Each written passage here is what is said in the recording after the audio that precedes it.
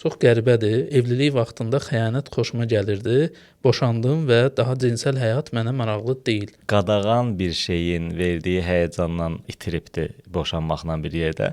Ümumiyyətlə biz buna üçbucaq deyirik. Yəni bu daha çox Ödipus kompleksi ilə əlaqəli olur. Freudin bir Ödipus kompleksi var. Nədir bu? İndi bunları da deyəndə insanlar biraz çox qatı yazırlar. Yəni Freud belə bir iddia irəli sürüb ki, oğlan uşağı anasına qarşı, qız uşağı da atasına qarşı ortalama 3 yaşla 5 yaş arasında müəyyən sevgi və cinsəl içərikli bir uşaq cinsəl içərikli bir duyğular hiss eləməyə başlayır. Və o zaman da həmin deyək ki, oğlan uşağı anaya qarşı hiss edirsə, atanı rəqib olaraq görür.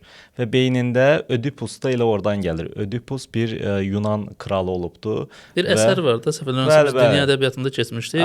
Atasını atasını öldürmüş olur, anası ilə evlənmiş olur və bunları öyrəndikdən sonra da öz gözlərini çıxardır. Yəni burada qeyd edilən şey odur ki, uşaq şüuraltı bir şəkildə ataya qarşı bir düşmanlıq hiss edir və onun ölməsini istəyir. Amma bir tərəfdən də atanın ondan daha iri, daha güclü olduğunu gördüyü üçün də öz içində qorxur ki, atası onu xədim eləyər. Yəni bu istəyini başa düşsə xədim eləyər. 3-5 yaş arası dövrdə bu duyğu ilə uşaq bir şəkildə baş edir və bu duyğusunu bastırır və ataya bənzəməyə başlayır. Ata ilə özdeşləşir ki, ondan təhlükə görməsin. Başa düşdünüz nə demək istəyirəm? Yəni ki, aqressorun tərəfini tutmanın əslində şuuraltı olaraq bir qorxu hissini bastırmaq üçündür. Aqressorla özdeşim edirik, yəni onun tərəfinə keçirik və özümüzü onun tərəfindən təhlükədən qorumuş olur. Belə bir şey uşaqda da baş verir və ondan sonrasında atanın davranışlarını, yəni normal, sağlıqlı bir şəkildə ataya bənzəmə, anadan vaz keçmə belə bir şey olur. Bəzi insanlarda bu rəqabət hissi amma çözülmür. Onlar gələcəkdə də ancaq bir sevgilisi olan və yaxud da ki, bir başqasına aid olan insanlarla